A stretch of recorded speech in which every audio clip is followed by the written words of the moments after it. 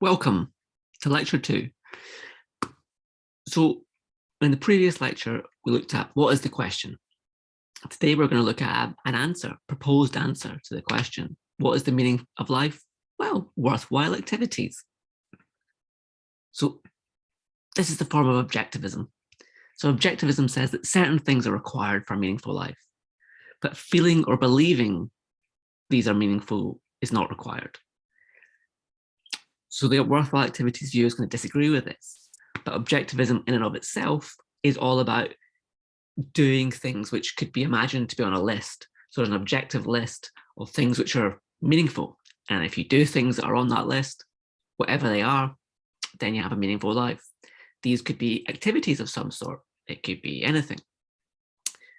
But it's not about how you feel, and it's not about the perspective or attitude you take to those activities. So one that you might consider is the larger than oneself view. And we saw this introduced in lecture 1. So you might do things for others, like charity work, or you might do things that are more important than you or bigger than you. So we saw the organic unity view that the philosopher Robert Nozick endorses. So the philosopher Peter Singer, the Australian philosopher Peter Singer, he might endorse something like the larger than oneself view that says you should do things for others, that's objectively what's meaningful in life, like doing things that are morally important. Nozick, on the other hand, it's more about being connected to something bigger than yourself, whether it's to God or to some political or moral cause or something else. You get meanings through being part of a bigger thing. Now, remember subjectivism. For subjectivists, for most of them at least, ones like Harry Frankfurt, a feeling or believing that your life is meaningful is required. So for the existentialist, meaning is subjective. It's freely chosen, like everything else, by you. So perhaps you're maybe an existentialist, say that you don't have to really feel or believe your life is meaningful, but it's at least a common part of it. So people like Sartre, they do think that meaning is up to you. You freely choose it, like everything else. The fulfillment view much more clearly requires a feeling or believing that your life is meaningful. So for the fulfillment view, you do things that make you feel fulfilled. So there's an attitude you take towards those things. I think it's reasonable to understand the existentialist is also thinking that you take a particular attitude. You see those things as meaningful by making them meaningful. So you do believe your life is meaningful because you literally made it meaningful. So this is Frankfurt.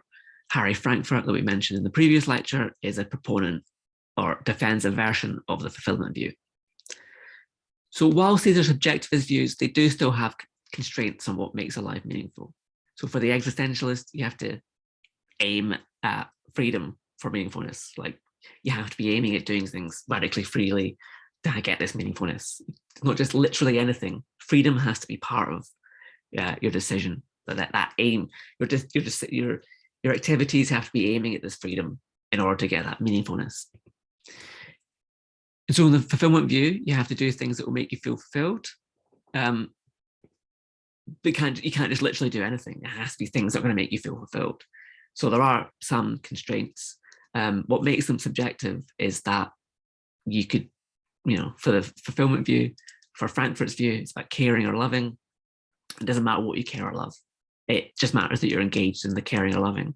So for the fulfillment view in general, it just matters that you do things that fulfill you, that make you feel fulfilled, regardless of what those things are.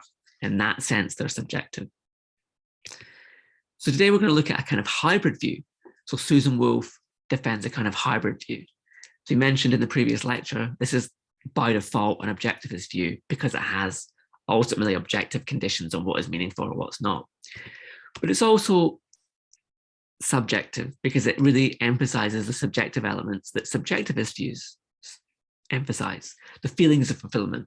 So Wolf thinks that meaning comes from active engagement in projects. You're really invested in things and you really want to bring things about. So you could be an artist who really wants to create this beautiful painting or this amazing sculpture or take these beautiful photographs, but you're just very enthusiastic about it. You're very actively engaged. And from your subjective perspective, from your first person point of view, you're going to find these things really, really meaningful. Wolf sees the plausibility of that and wants to build that into our account of meaningfulness. You really have to see what you're doing as meaningful. But she disagrees that literally that just finding things meaningful is enough for meaningfulness. You have to have more than just the feeling of meaningfulness. Yeah, things that you are actively engaged in, your projects have to actually be worthwhile. They have to actually be meaningful. They have to be objectively things that are important or significant. So whilst you have to feel fulfilled, it has to be on the right kind of basis. So you have to have this objective, you have to be getting meaning, fulfillment from things that actually are meaningful. You could say that things have to merit, they have to merit fulfilling us. So the kind of artistic project has to be one that's really worth it. It can't just be putting matchsticks, gluing matchsticks together until they reach the ceiling of your house and doing that until you filled the room. For example, I think Woolf would think that is futile or pointless. There's nothing beautiful or interesting or creative about that. It's just pointless activity. So that might make you feel fulfilled, but it's not something that merits for fulfillment. So for Woolf, it's about fitting fulfillment. So fittingness is really about things which are, deserving or accurately. If something is fitting, then it merits fulfillment. It's the right kind of thing.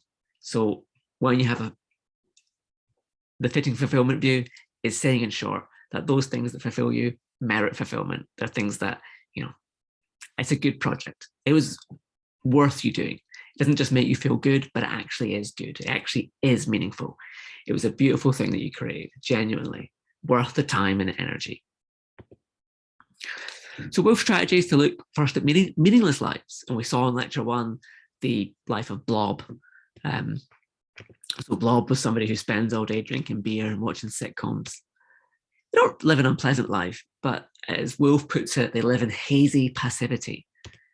They're going nowhere and achieving nothing. It's a normal kind of layabout. Just doesn't really want to do anything. Just that's how they live. But more than that, they're not even connected to people. They have no real relationships. They're really just invested in themselves. And I like to watch TV. I like to drink beer. Put tinfoil hat on. Sit in a box. This is what I like doing. Pretend that I'm flying to space. It's just the activities that I like doing. Woolf also gives other examples. So one is like what we can call useless. We can think of here as the trust fund party girl. So Woolf thinks about the rich person who has lots of money, but doesn't really do anything worthwhile with it.